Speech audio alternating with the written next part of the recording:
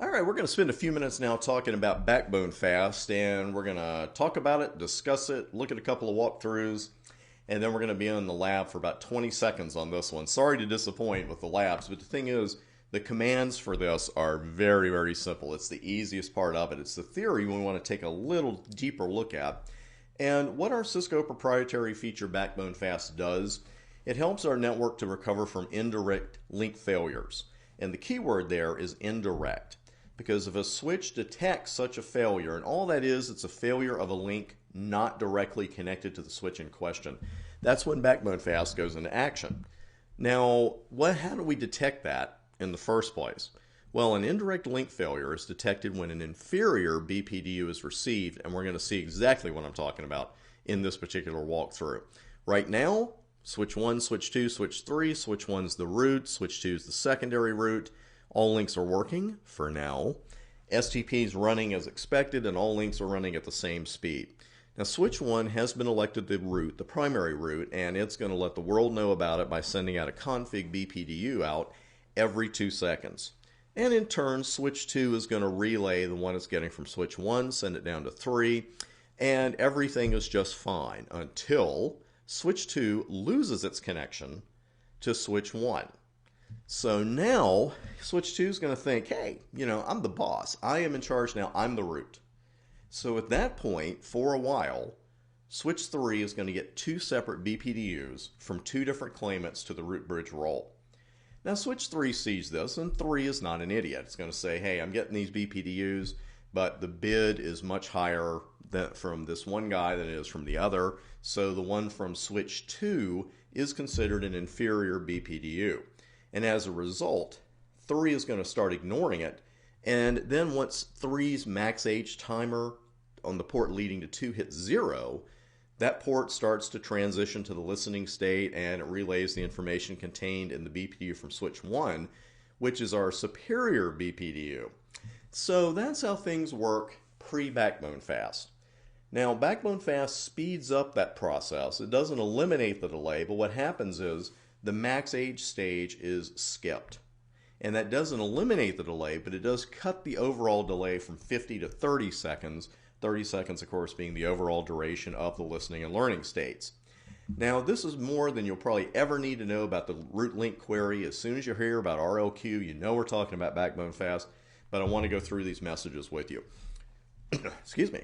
So basically, we have requests and responses when it comes to RLQ. And these two message types, they're not officially pings or echoes, anything like that, but they kind of act as an echo and echo reply, because the first message, the request, is basically saying, here's who I think the root is, can I reach it this way? And the response, of course, is going to tell us whether we can or whether we can't. Now, the request is sent by a port that's already receiving BPDUs, and it's sent by the switch, detecting that indirect link outage. Now, the request is going to name the switch that the sender believes is the root. And the recipient forwards that request out its own root port, if necessary, as you'll see in a moment, and after a short period of time, hopefully, the request comes back with the name of the root that can be reached via that port. And if they match, everything is beautiful. And this is not intended to match the setup of the previous examples walked through, but in this one is saying, hey, here's who I think the root bridge is. Can I reach it this way? And switch 2 is going to forward that message out its own root port. And if it comes back eventually, like I said, it depends on how big your network is. And I'm talking seconds here, not minutes. But if switch 2 comes back to 1 and says, hey, you know what? Here's the root you can reach, and they match, then everything is fine. Now, I say eventual response here because there are 2 circumstances under which the recipient of that ROQ request is going to respond immediately. One of them is good and one of them is bad. The bad one is that the recipient has a different root bridge listed, period. And it's just going to fire back immediately and say, my records show a totally different root. I don't know what you're talking about. The good one is when the recipient is the root bridge. You're sending out an RLQ request. Here's who I think the root bridge is. Can I meet it? Can I find it this way? And the immediate response is, hey, you're talking to me already.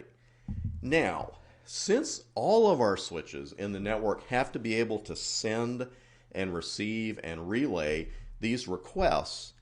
And as you can see, RLQ is the heartbeat of Backbone Fast. If our RLQ messages can't really go everywhere on our switch network, Backbone Fast can't work properly. What you need to do is enable this feature on every switch in your network. It's an all or nothing deal. And speaking of all or nothing deals, I believe I've got the command already up here for you. I do.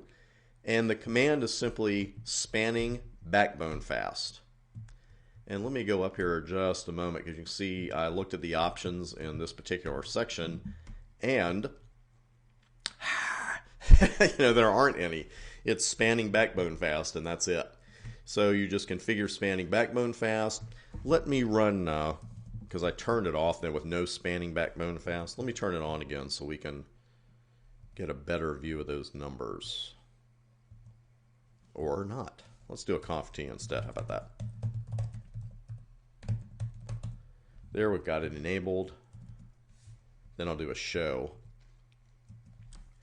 And you can see first that we get the message that it's enabled, and then you get the statistics, how many transitions you've had, how many inferior BPDUs you've received, and you can see the RLQ requests and responses messages mentioned, both received and sent. And this is for all VLANs. It's not broken down on a per VLAN basis. That is it for Backbone Fast. It's about as simple as it gets. And really, all these features are straightforward. It's just remembering where you need to configure it, where you can't configure it, where you should configure it. And we're going to see that's true of the next feature, Root Guard. And I'll see you on the very next video, and we'll run a couple of labs on that. See you there.